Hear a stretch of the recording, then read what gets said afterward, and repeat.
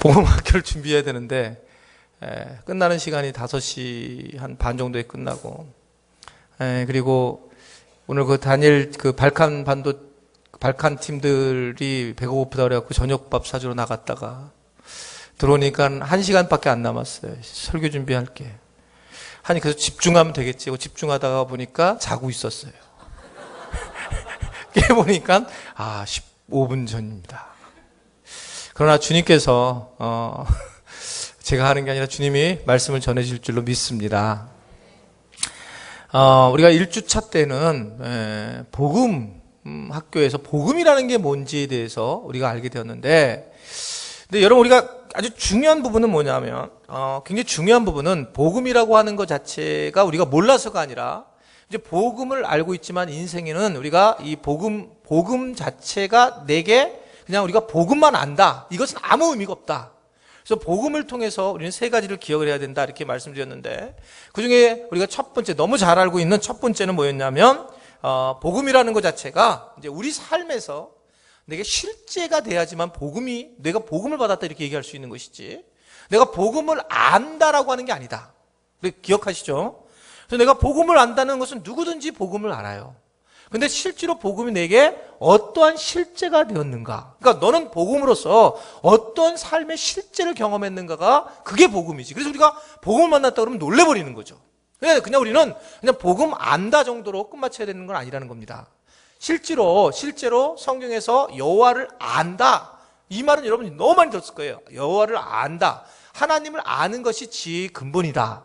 그러니까 이 생을 살아가는데 하나님을 안다, 요 안다가 야다라고 하는 히브리어 동사인데, 요 야다, 안다라고 하는 게 뭐냐면 복음과 똑같은 단어로 쓰인단 말이에요. 즉 우리가 복음을 경험하고 복음에 대해서 우리가 어떤 실제적인 삶으로 느끼는 것, 이게 이제 우리가 복음을 만났다 이렇게 얘기를 할 수 있는 것이지, 우리가 여태까지 안 것은 순전히 거의 교리 공부를 해서 복음은 예수 그리스도다 이렇게 암송만 하는 것으로는 복음이 아니다. 그래서 우리가 첫 번째 복음의 실제에 대해서 지난주에 말씀을 드렸고요. 두 번째는 그래서 복음에 대한 것들을 우리가 알려면 이 실제가 되기 위해서는 어떻게 해야 되느냐라고 했을 때는 그냥 어정쩡하게 가서는 알 수 없고 우리가 전심을 다해야 된다. 그래서 이게 좀 무서운 얘기일 수 있는데, 이 단어가 참, 전심이라는 단어가 무서운 얘기지만 하나님은 우리에게 계속 잠언이라든지 아니면 이사야에서 하시는 말씀이 뭐냐면 전심으로 나에게 다가오라는 거예요. 그러니까 그냥 오게 되면 복음을, 하나님을 만날 수 있는 방법이 사실은 없다는 거예요. 그래서 전심으로 다가가고, 그래서 전심으로 다가가면 이 복음 자체가 이 쪼개진 복음이 아니라 진짜 이 통째로 우리가 만나는 복음, 이게 세상 사람들이 생각하는 복음이 아니라 진짜 하늘에서 내려온 그 뚝 떨어진 복음, 아주 우리한테 가장 아주 가깝게 느껴지는 강력한 복음을 경험하게 되는데, 그 핵심은 뭐냐면 우리가 전심으로 나가야 된다. 그래서 복음에 대해서 우리가 무심하게 생각하거나 무관하게 생각하거나 무지해서는 안 된다라는 것을 지난주에 공부했어요. 처음 듣는 것처럼 보는 분들 대부분이라서 깜짝 놀라가지고 제가 지금, 그러니까 지난주에 복음에 대한 아주 중요한 부분을 말씀을 드렸어요. 그리고 마지막 3번째는 그래서 이 복음이라고 하는 것 자체에 단어를 우리가 풀이를 하지 말고 예수님을 만났다, 복음을 우리가 경험했다, 이것은 복음을 통해서 내가 변한 것이 있느냐 없느냐는 거예요. 근데 내가 예수님을 만나고 변한 것이 없다, 그렇다면 내가 만난 복음이 진짜 복음이 아니다는 거예요. 왜냐하면 복음은 우리를 변하게 한다는 거죠. 이게 너무나 당연하다는 거예요. 만약에 변화 없는 복음이라면 내가 만난 복음 자체가 참된 복음일 수가 있을까라는 것을 의문을 가져야 한다. 이렇게 지난주에 크게 3가지로 복음에 대해서 말씀을 드렸습니다. 자, 그렇다면 여러분, 왜 우리가 좀 이게 문제가 약간 되냐면, 복음 자체가 문제 있는 적이 없었어요. 근데 이 복음에 대해서 내가 어떻게 반응하느냐, 그러니까 내가 그 복음을 반응하는 거에 문제가 있는 거죠. 우리가 이번에 오늘 부모 세미나 했을 때 핵심은 뭐였냐면, 아이는 늘 그대로입니다. 근데 아이를 바라보는 반응하는 우리가 문제인 거지 항상. 그러니까 동일하단 말입니다. 그 복음에 대한 것도 이게 그대로인데 어떻게 이 복음을 갖다가 만나는가, 그러니까 복음을 만나는 우리는 도대체 누구냐, 이걸 알아야지만 복음에 대한 해석이 된다는 거예요. 여러분, 목이 마른 사람에게 물은 목이 안 마른 사람의 물과는 전혀 다르죠. 진짜 목이 마르면 물이 꿀맛 이상으로 나죠, 물이. 그러니까 내가 도대체 어떤 존재, 내가 지금 목이 마른 사람인지 아니면 내가 물을 많이 먹은 사람인지 도대체 내가 누구냐, 이걸 정확하게 알아야지만 복음에 대한 것들을 우리가 만나게 된다는 걸 여러분들이 믿을 수 있게 되기를 바랍니다.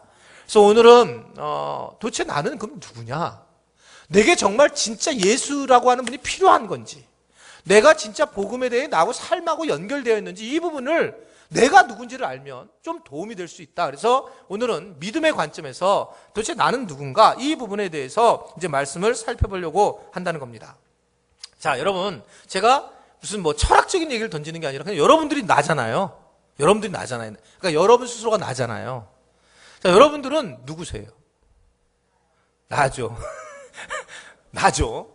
그러니까 나는 도대체 누구예요? 나죠. 자, 그럼 진짜 여러분들이, 아니, 맞는 얘기지만, 지금 나라고 하는 현재의 실존에 대해서 여러분들이 나를 잘할 수 있는 분이 계세요? 나는 이래. 그랬고 여러분들이 그거를 나도 모르게 벗어난 적이 있는지. 너무 흥미로운 거는, 제가 너무 솔직해서 좀 죄송한데, 우리 딸도 있고 그런데. 근데 제가, 예를 들면 저는 이제 목사고, 이제 이렇게 나이가 먹으면, 예를 들면 날씬하고 예쁜 그런 자매들이 지나가면 눈이 안 돌아가야 되잖아요. 누가 보면 어떡합니까? 누가 보면 만약에 정말 날씬하 그냥 34, 24, 32 막 이래가지고 싹 하는데 막 키도 막 70한 3, 4인데 제가 이제 나는 복음 앞에 주여 십자가 하나만 바라보고 합니다. 십자가만 바라보는데 갑자기 뭐가 슉 지나가. 그럴 때 정말 제가 적어볼 때 난 가장 문제는 뭐냐면 의지적으로 쳐다보는 게 아니라 나도 모르게 이렇게 쳐다보는 거예요. 그러다가 교인들이 보면 큰일 난다. 이게 뭐냐면 무슨 생각도 아니고, 생각이라도 있으면 되잖아요. 그것도 없이 내가 나도 모르게 그냥 쳐다보고 있다는 거예요. 여러분 한번 가만히 보세요. 얼마나 무서운 건지. 나이가 여러분 80이 넘으시면, 90이 넘으시면 여러분, 그 정도 살면은 내가 먹고 사는 거, 이제 더 이상 돈 같은 거 필요 없다고 생각하잖아요. 너무 여러분 그렇게 생각하죠? 여러분 절대 그렇지 않습니다. 절대 그렇지 않아요. 그러니까 이게 내가 떠날 때를 잘 몰라요. 그냥 물질이 그냥 좋은 거예요. 그러니까 이게 무슨 이유가 있어 좋으면 괜찮아요. 이게 내가 내가 80, 90대도 나는 그냥 오직 발칸에 가서 복음을 위해서 살기 위해서 내가 8, 90대도 난 돈을 가져야 돼. 이러면 문제가 없는데 그냥 돈을 원하는 거예요. 그냥요. 그러니까 이런 것들이 우리 안에서 자동적으로 오토매틱으로 생각도 안 하는데 그냥 더듬이가 솟는 거죠. 그래서 여러분 가만히 보면 내가 누군지를 사실은 알 수 없습니다. 수많은 사람들이 내가 누군지를 알려고 하는데 그것이 결론을 지은 거는 나는 모른다는 겁니다. 그러니까 내 안에 있는 모든 것들이 마치 양파 껍질 벗기듯 그렇게 나오기 때문에 우리는 우리 자신이 누군지 전혀 알 수가 없다는 겁니다. 그러니까 여기에 이제 문제가 있습니다. 그래서 내가 내 마음을 정말 모르니까, 그래서 이게 이제 내가 내 마음을 모르니까 전혀 알 수가 없는데 대부분은 그래서 내가 모르니까 굉장히 어렵죠. 그래서 성경도 뭐라 그러냐면 우리의 마음은 이 거짓되고 부패되어 있는 그런 마음이다라고 그렇게 얘기를 하고 있어요. 한번 저를 들었습니다. 내 마음은 거짓되고 부패되었다. 성경은 그렇게 정의를 하고 있어요. 그냥 내 마음이 거짓되고 부패되고 그냥 여전히 그런 존재일 뿐이다 라고 얘기를 하고 있고, 사도 바울조차도 그렇게 분명하고 아주 탁월한 그런 이성가고 아주 굉장한 공부를 많이 한 가방끈이 긴 사람에도 불구하고 그가 마지막에 고백한 건 뭐냐면, 이거 두 사람이 내 안에서 싸우는데 이게 내가 도대체 이게 누군지를 모르겠네. 나 진짜 공고한 사람이다. 내가 나를 모르는데 이걸 어떻게 하나? 이런 고백을 해요. 그래서 자기 고백을 어떻게 만나게 되냐면 그가 로마서 8장으로 넘어가가지고 8장 1절부터 3절에 있는 여러분들이 아는 말씀처럼 생명의 법이, 성령의 법이 나를 죄와 사망의 법에서 해방시켰다. 그렇게 고백하고 있는 말씀을 볼 수 있어요. 그러니까 무슨 말씀입니까? 그러니까 자기를 알려고 했더니 어떻게 알게 됐냐면 자기를 아는 방법이 성령의 법이 임했을 때부터 자기를 알기 시작을 하더라는 거예요. 여러분, 우리가 진짜 이렇게 세상의 죄악 속에 사로잡히면 그냥 죄악 속에 있을 때는 우리가 죄인인 걸 전혀 모르는데, 내가 누군지를 모르는데, 그런데 알 수 있는 유일한 방법이 뭐냐면 성령이 내 안에 들어왔을 때에 내가 어떤 존재인지를 깨닫기 시작하더라는 거예요. 그래서 예수님은 계속 우리에게 강조한 게 뭐냐면 성령을 받아야 한다는 거예요. 그러니까 성령을 받지 않으면 우리가 삶에 대한 의미를 전혀 알 수 없기 때문에 뭐 복음이 왜 필요한지도 모른다는 거예요. 왜냐하면 내 존재를 전혀 알 수 없기 때문에. 여러분, 이렇게 허무한 게 어디 있습니까? 우리가 그냥 나는 누구지? 내가 정말 내가 누군지 모르고 나는 그냥 아주 그냥 내 안에 그냥 뭔지 모르지만 아주 부패한 그런 모든 것들이 그냥 우리 안에 있다라는 겁니다. 부패한 마음. 그런데 그렇다면 내가 내 마음도 모르는 나의 실체에 대해서는 뭐라고 얘기를 하는가? 이제 이 부패한 마음, 내 안에 있는 이 부패한 이 마음들이, 썩은 마음들을, 거기에 이제 우리에게 믿음이 있는데 이 잘못된 믿음을 같이 플러스가 되면서 결국 우리가 병든 자아를 갖는 것. 이게 이제 우리의 실존적인 모습이라고 이야기를 하는 거예요. 보세요. 내가 이제 부패되어 있습니다. 근데 내가 부패되었다는 이 마음 자체가 복음을 만나가지고, 와, 이게 복음 자체의 빛을 받아서 우리가 그냥 내 부패된 마음에 해결을 해야 되는데, 그 빛이 임했을 때 부패된 마음의 이 복음조차도 흐리게 만든다는 거예요. 그러니까 이게 무서운 거예요, 이게요. 우리 마음의 부패함이 얼마나 큰지. 그래서 옛날 그 수도상들은 이 문제가 너무 심각하니까, 우리 여러분 다 아시잖아요. 자기가 만약에 어떤 성적인 음욕스러운 거 있으면 자기 성적인 걸 다 막아버렸어요. 잘라버렸어요. 너무나 자기 존재가 부패했기 때문에, 막 너무 더럽기 때문에. 그러니까 우리는 이 부패한 부분에 대해서는 더 이상 설명할 필요가 없다는 거죠. 여러분, 오늘 우리가 부모 교육할 때도 그런 얘기 했죠. 아이들을 왜 가르쳐야 되냐면, 아이들을 가르치는 아이들 자체가 부패한 마음을 갖고 있기 때문에. 근데 그 아이를 그냥 놔뒀다. 그냥 놔서 우리 애는 그냥 아주 그냥 애가 자유롭고 아주 그냥 그 아이에게 그냥 뭐 이게 평안한 마음을 위해서 그냥 가르침이 없이 그냥 놔두면 아이는 부패한 대로 그대로 간다는 거죠. 그러니까 아이를 어렸을 때에 길을 인도해 주고 어느 정도 아이가 성장했을 때부터는 그에게 자유로 놔둬야 되지만, 그러나 어렸을 때에 그 아이가 이게 뭔가를 이 그 부패한 마음 안에 거룩한 길을 가야 되는 걸 인도받았을 때는 그 아이를 교육시켜야 한다. 이게 이제 오늘 강의의 주된 강의 중에 하나였어요. 그러니까 그만큼 우리 자체가 얼마나 부패한 존재인가라고 하는 것을 이야기하는데, 그래야지만 내가 부패한 마음이고, 그리고 내가 이 부패한 마음을 가지고 믿음을 가졌을 때 얼마나 우리 자아가 병들었는가. 이거를 알 때, 아, 내가 이렇게 이렇게 살면 이거는 나는 사는 게 아니구나 깨닫기 시작하고, 그때부터 이제 우리가 복음이 우리에게 얼마나 중요한가를 깨닫기 시작을 하는 거예요. 그래야지 내가 이제 복음을 받아들일 준비를 하는데, 우리는 그렇지 못하다는 거예요. 내 스스로를 우리는 잘 모르고 살 때가 많이 있다는 겁니다. 여러분, 왜 우리가 부패한 마음인가? 라고 했을 때 성경은 이렇게 얘기하고 있어요. 부패한 마음에 대해서는, 우리가 부패한 마음은 타고난 태생 자체가 부패하다는 거예요. 그러니까 우리는 이미 태어날 때부터, 다윗이 그런 고백을 했죠. 여러분, 다윗이 성경에서 이렇게 위대한 사람이 없었어요. 그죠? 그러니까 다윗에게 어떻게 얘기합니까? 하나님은 내 마음에 아주 합한 사람이라는 거예요. 여러분 생각해 보세요. 제가 우리 교인들한테, 어떤 한 분한테 제가, 저분은 제 마음에 정말 똑같이 합한 사람이라고 얘기해 보십시오. 정말 대단한 거죠. 그분이. 그냥 농담을 한 거예요. 뭐 네가 하나님이냐, 그런 눈으로 보시면 안 됩니다. 이거를 그냥 제가 얘기하는 거는 그냥 예화로 든 거잖아요. 예화. 콧구멍이 가렵다. 예화로. 그러니까 근데 그 사람 마음에 합한 사람인데, 왜 우리는 다윗의 범죄에 대해서 우리가 왜 이렇게 흥분을 하고 좋아할까? 여러분, 그렇게 완벽한 사람이었는데 그는 정말 최고의 죄를 범했어요. 뭐 인간이 지을 수 있는 최고의 죄를 범했단 말입니다. 그래놓고 다윗이 너무너무 한탄을 해요. 그가 간음죄를 졌고 살인죄를 지고, 그리고 딱 깨닫고 나서 막 그가 하나님의 마음에 합했던 다윗이 계속 하나님 앞에 기도하면서, 그가 하나님 앞에 계속 나아가면서, 시편이 그거잖아요. 계속 하나님 앞에 나가면서 내가 이게 도대체 왜 이런 일을 행했는지, 그리고 쭉 나갔더니 어떤 일이 있었냐면, 그가 발견한 게 뭐냐면,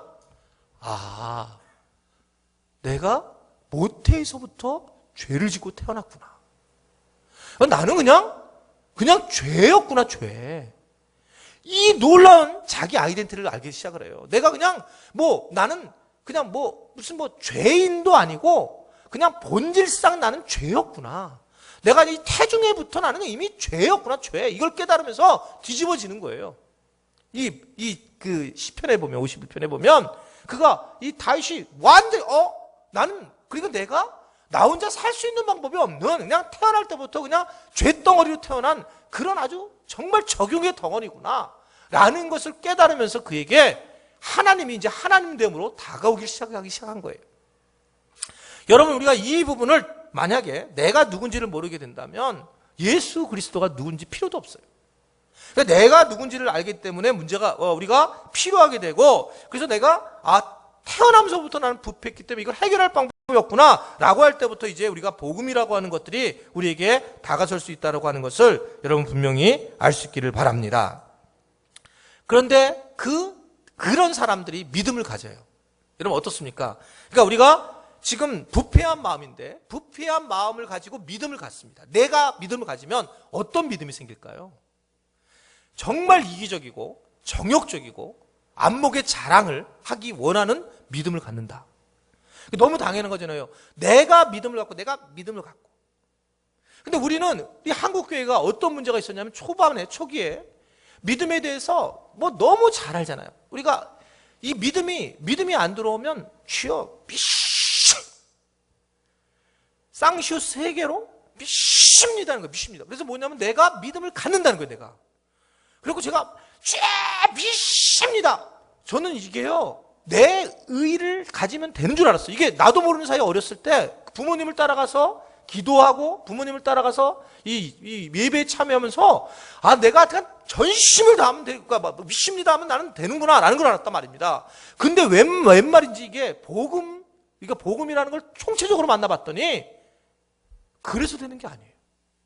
왜냐면 우리 자체는 너무나 타락된 존재이기 때문에 내가 이미 내 존재로 믿음을 갖고 내가 믿음의 선언을 하더라도 내가 이 주님이 주신 어떤 믿음을 갖지 않는다면 여러분 이 자리에 앉아있지 못한다는 걸 여러분 믿으셔야 합니다. 여기 앉아있을 수가 없어요. 우리가요. 우리는 그런 믿음이 잘못된 아주 우리만을 가지고 있는 믿음들이 있기 때문에 기가 막히게 머리가 돌아가는 거예요. 이 믿음이 기가 막히게 머리가 돌아가요.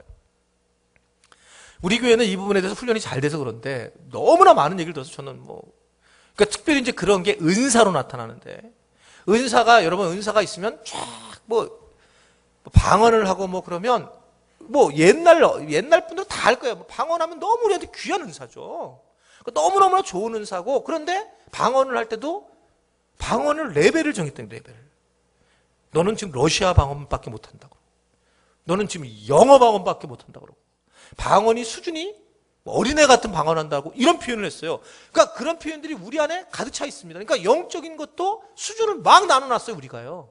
그러니까 우리 자체가 얼마나 부패한 존재인지 하나님의 것들을 막 부패한 그런 존재로서 만나게 되니까 이 방법이 없는 거예요. 방법이. 그러니 이 하나님께서도 이런 부패한 우리 인간들을 어떻게 구원해야 될까? 방법이 없는 겁니다. 왜냐하면 우리 부패한 마음으로 부패한 어떤 우리한테 이 완전하지 못한 믿음을 가지고 믿음 생활한다고 믿음을 딱 정리를 했는데 그거로 만들어진 자아가 어떤 자아냐? 완전히 병든 찌그러진 자아라는 거죠. 그래서 제가 이제 김영희 선교사님이 이 얘기를 했을 때 제가 요새는 좀 갈등을 하고 있는데 김영희 선교사님이 그랬어요. 그래서 죄가 곧 나가 곧 죄다. 물론 이 얘기를 했더니 우리 친구들이, 이제 교수 친구들이 약간 신학적 문제는 있다. 그렇게 얘기하면서 제가 조금 자신이 이제 없는데, 그런데 우리가 뭘 원하는지는 알 거예요. 그러니까 우리는 이미 죄인이라는 단어도 어울리지 않는 존재다. 그냥 우리는 죄 덩어리라는 거죠. 그러니까 죄의 장아찌라는 거예요. 그냥 죄 자체지. 그래서 우리는 움직이는 게 다 죄라는 거예요. 이거를 인정하지 않으면 주님이 나를 인도하시지 않으면 나는 살 수가 없습니다. 이런 고백이 나오지 않을 수 없어요. 여러분 우리 모두가 어느 누구나 빼도 없이 선한 이는 하나도 없고 하나도 없도다. 그렇잖아요. 로마서 3장에도 그런 말씀을 하고 세상에 아무도 의인이 없나니 하나도 없다. 그런 얘기 했을 때 우리 존재가 이미 죄, 그 존재 자체라는 걸 여러분 믿으시기를 바랍니다. 그래 이거를 기본으로 깔면 우리가 다른 사람들, 내가 있는 배우자들이나 내가 다른 사람들한테 사실은 우리가 뭐 뭔가 원하는 것 또 뭔가 우리가 뭐 기대하는 것은 참 웃기는 거예요. 따지고 보면. 왜냐하면 이 죄의 존재 자체만 안다면 우리는 철저하게 그런 존재잖아요. 철저하게. 그렇지 않습니까? 자, 오늘 6월 6일인데 부모 세미나를 했는데 어떻든 저하고 제 아내랑 강의를 쭉 했어요. 뭐 하루 종일 했습니다. 한 100여 명 정도가 오신 것 같고 너무 감사하고 그리고 이제 함께 나눈 것도 너무나 기뻤습니다. 그래서 저는 정말 신났어요. 그래서 일단은 제 강의를 예전에는 내가 다 했을 텐데 이제 아내가 하게 돼서 정말 잘 부려 먹어야 되겠다 앞으로. 그래서 너무 정말 다행이라고 생각했어요. 근데 어떻게 생각하는지 모르겠어요. 뭐 이런 얘기를 아직 안 했지만. 근데 저는 아마 아내가 이런 얘기를 듣기를 원할 거예요. 오늘 강의에 정말 좋았습니다. 이런 걸 듣기를 원할 거예요. 아멘일까? 듣기를 원할 거예요. 제가 왜 그러냐면 저는 여태까지 25년 동안 설교만 한 사람입니다. 근데 교회 앞에서 강의란 건 처음 있을 거예요. 저희 아내는 이렇게 이 어른들한테.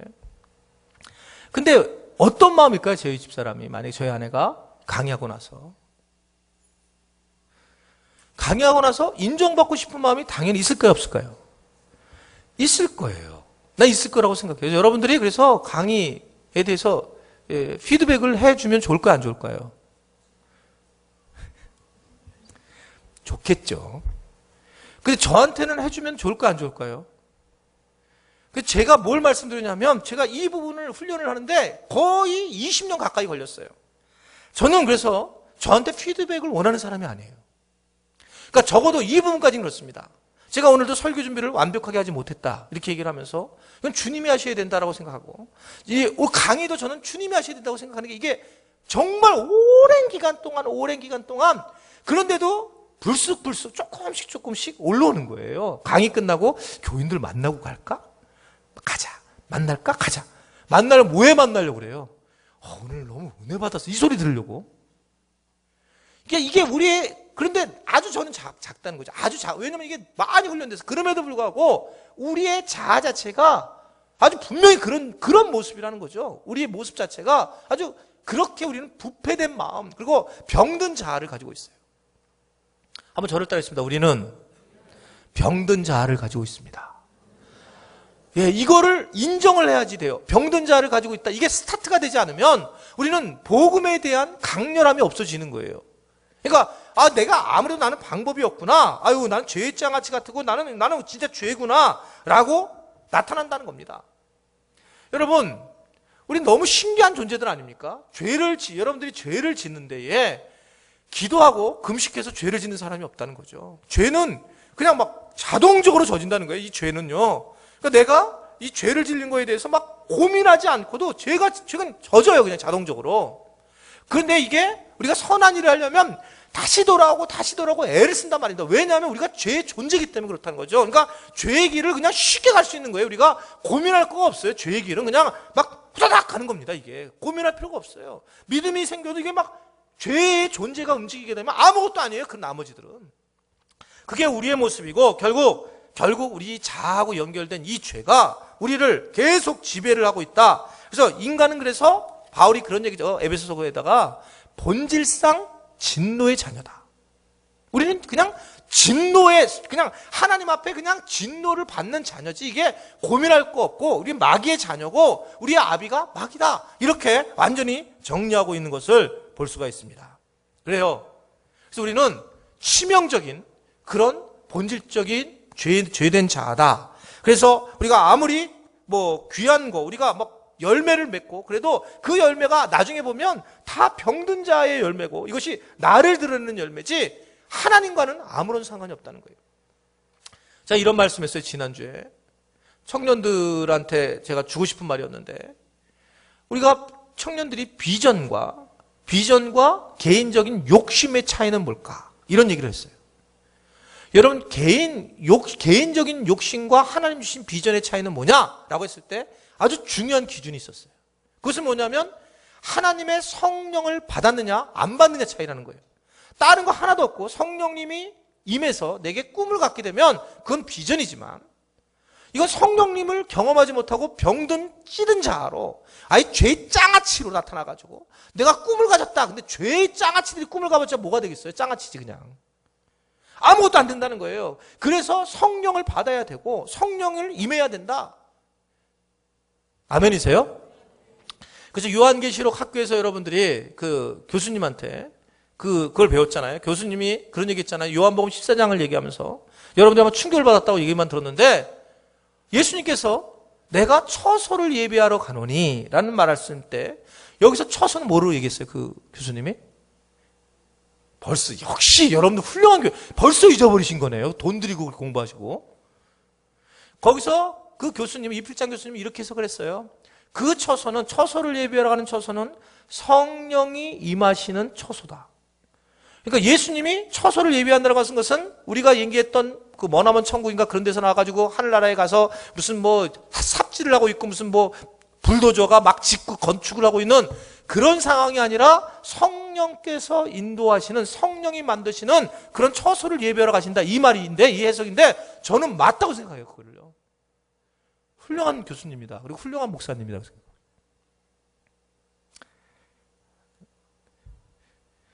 왜냐하면 여러분, 예수님은 성령님을 인도하시려고 하는 것이 굉장히 중요한 사역이었거든요.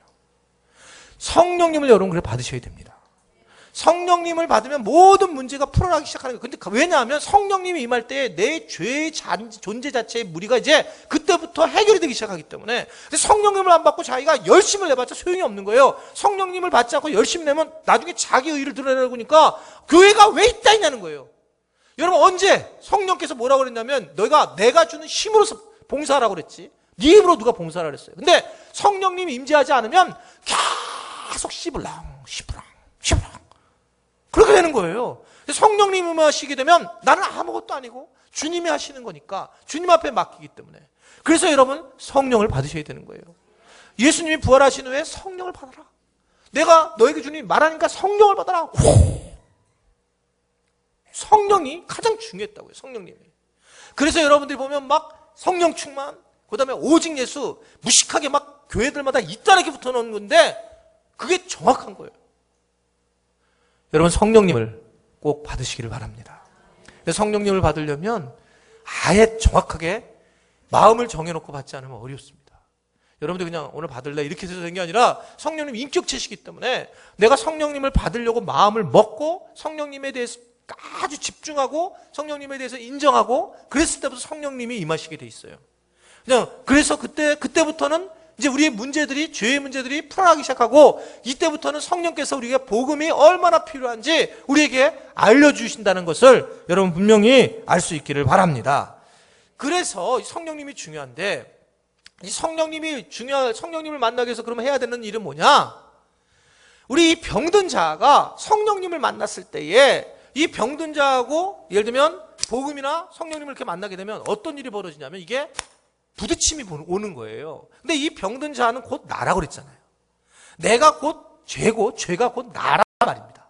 이 죄의 문제를 해결하려고, 이 문제를 해결하려면 성령님이 임하게 되려면 어떤 일이 벌어져야 되느냐 하면 내 이 병든 자가 그대로 가버려야 돼요.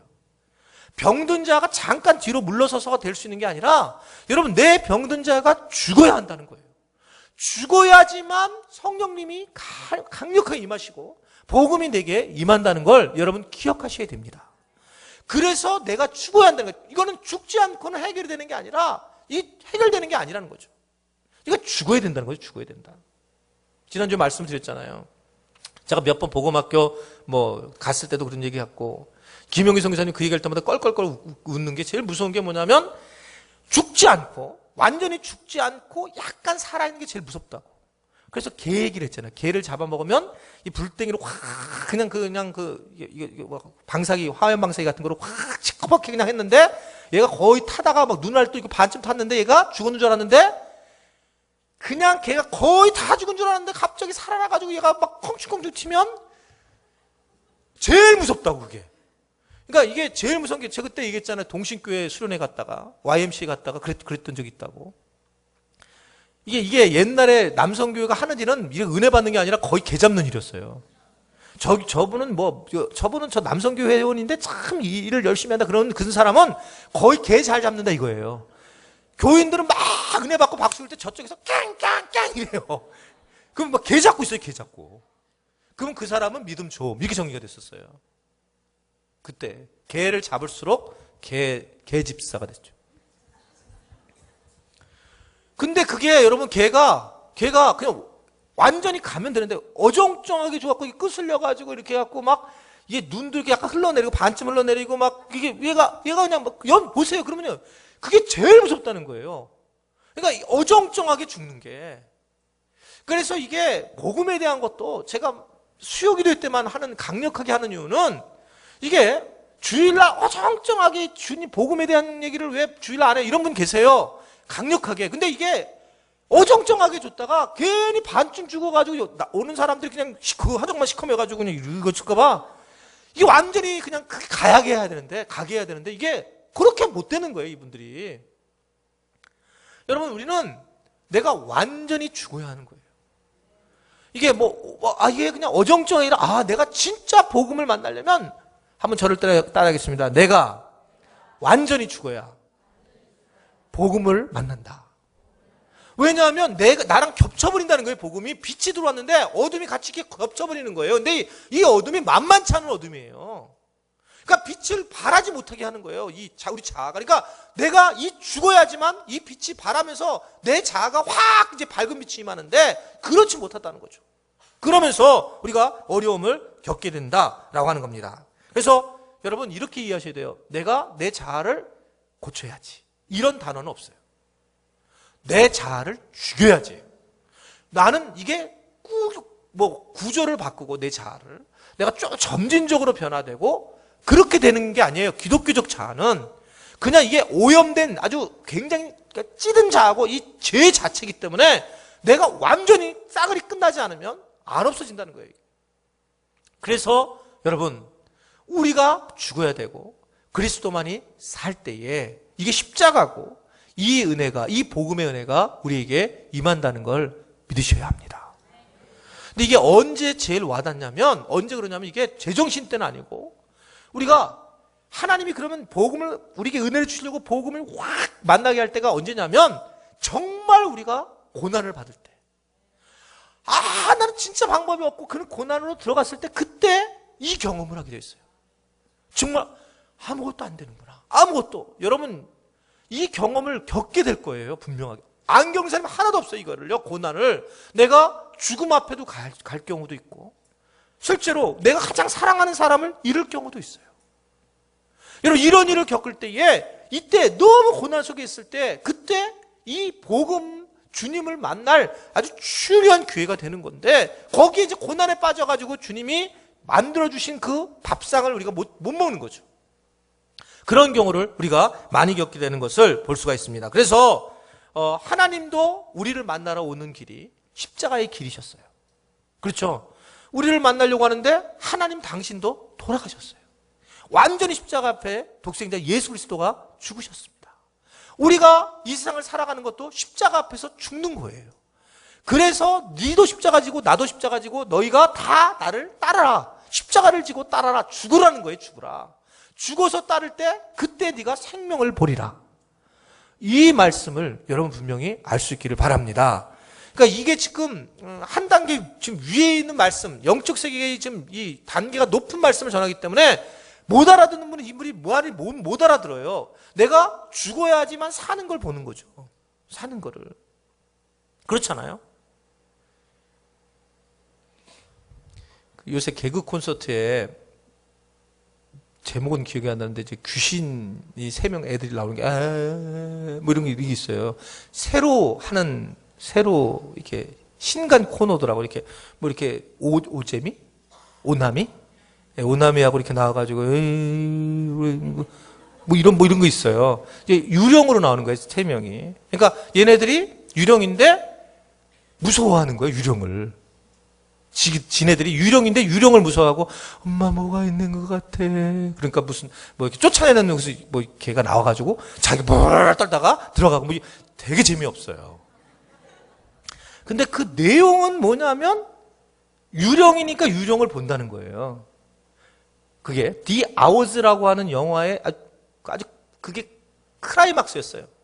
그러니까 아마 그걸 딴 것 같아요. 애들이 가가지고 아이 둘하고 같이 어느 집을, 영국에 있는 집을 이사 갔는데 그 집에 보니까 이상하게 커튼을 자꾸 쳐지는 거예요. 커튼이. 그러니까 이 커튼을 자꾸 열어지는 거예요. 자꾸. 커튼인데 뭐 눈이 부시니까 이게 자꾸 엄마가 닫는 거예요. 계속. 근데 또 위에서 무슨 소리가 막 들리는 거예요. 그거 막 너무 속이 상해가지고 그래서 그 집을 갖다가 소개한 사람한테 얘기를 하는 거예요. 왜 자꾸 누군가가 이렇게 막 으시시하다. 왜 자꾸 이게 커튼을 그러면 누가 닫아놓고 그리고 막 사람들 소리가 난다. 그래서 아무래도 귀신이 있는 것 같다. 근데 디아우즈라고 하는 영화인가? 그래서 디아우즈인가? 제목이 The Others 그 영화인데 거기서 그 막판에 완전히 막 반전을 하는 거죠. 거기 자기가 사는 사람 줄 알았는데 자기가 알고 봤더니 자기가 귀신이었어요. 애들하고 같이. 그리고 오히려 산 사람에 대해서 볼볼 무서움을 떠는 그런 이야기. 그러니까 그런 것들을 패러디한 것 같이 보여지는데 여하튼 여러분 뭐냐면 귀신들은 귀신들이 잘 보여요. 그러니까 그게 내가 완전히 죽으면 그러면 복음의 생명이 어딘지를 보여지는데 완전히 죽어보지 않으면 이 세계를 저는 못 본다고 생각해요.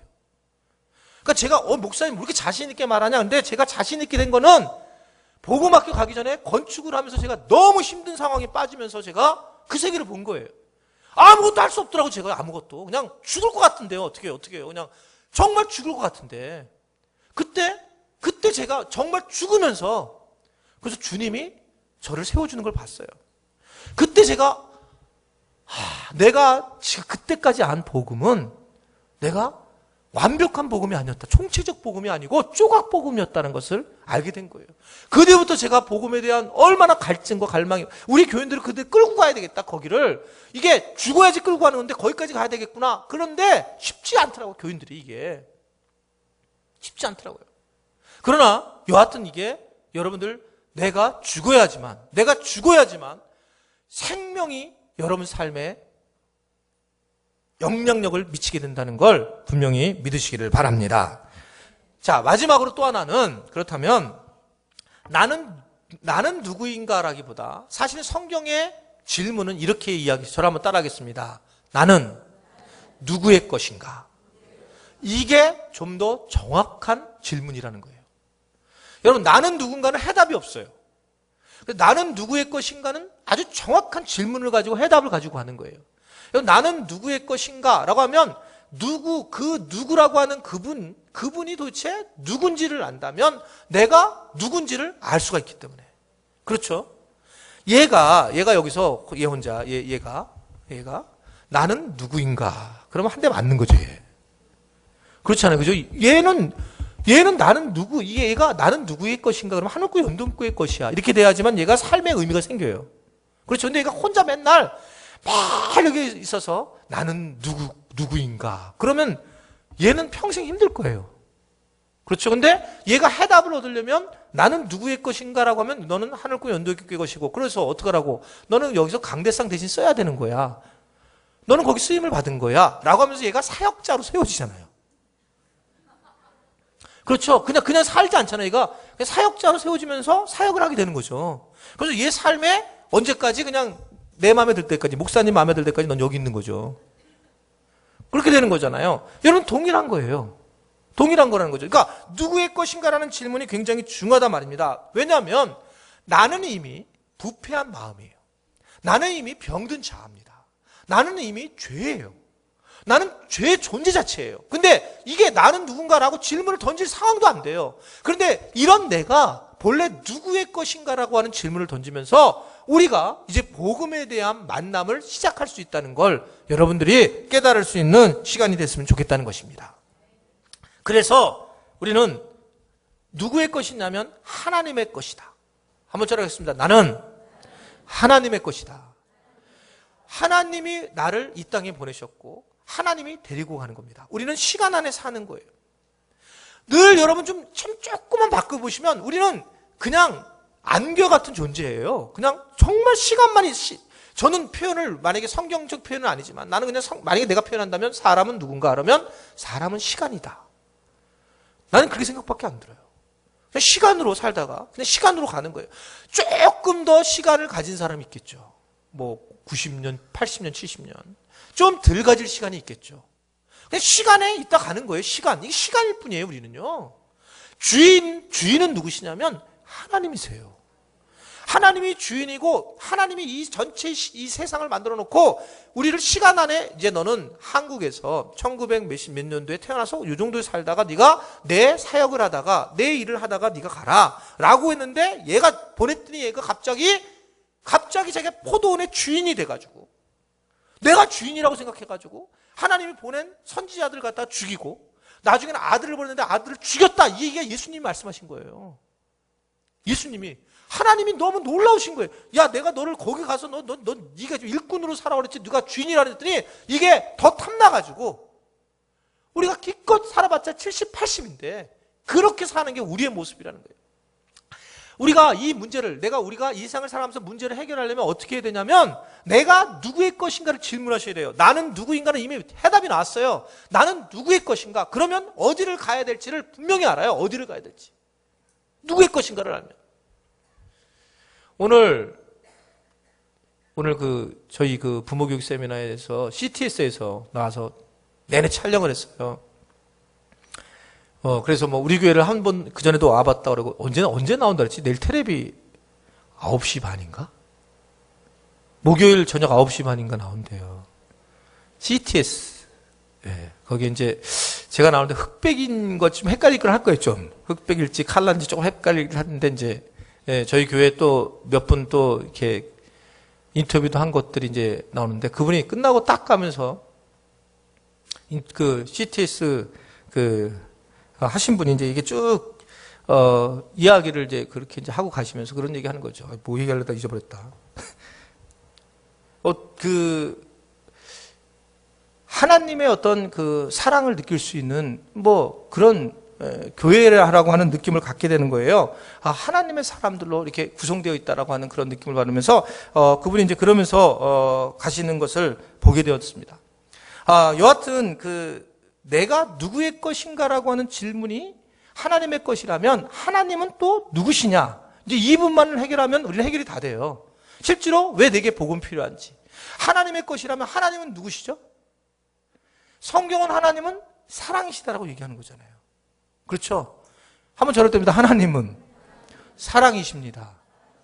예, 10분 안에 끝날게요. 10분 안에. 오늘 오전에 너무 강의 들은 분들이 많아가지고 막 지금 제가 얘기하는 거에 거부하고 그러는데, 예, 하나님은 사랑이시기 때문에 우리가 하나님의 사랑에 대한 마음속에 우리가 있는 자라는 거예요. 하나님의 사랑의 마음속에 있는 자라는 거예요. 자, 이걸 결론입니다. 잘 들으셔야 돼요. 이게 여러분 복음을 만나는 중요한 통로이기 때문에 그래요. 우리가 하나님의 사랑에 사로잡힌 자라면, 그럼 우리는 하나님 앞에 어떻게 사랑을 경험한 사람인가? 라고 했을 때, 하나님은 우리를 있는 그대로 봐주는 사랑이라는 거예요. 오늘 여러분 부모교육 세미나 때 얘기한 거하고 동일한 겁니다. 우리 자녀들을 있는 그대로 봐주는 것처럼 하나님은 우리를 있는 그대로 봐준다는 거예요. 그래서 그것이 가장 큰 사랑이에요. 세상을 사랑을 하시는데 아주 그냥 하나님의 방식대로 사랑을 하셨다. 하나님의 방식대로 사랑하신다. 하나님은 자기 아들을 내어주시는 그 사랑. 그래서 그럼 내가 뭘 했는데, 여러분 우리는 대가를 지불을 받아야지만, 대가를 뭐 했어야지만 사랑을 받을 텐데, 그게 아니라 그냥 주신 거예요.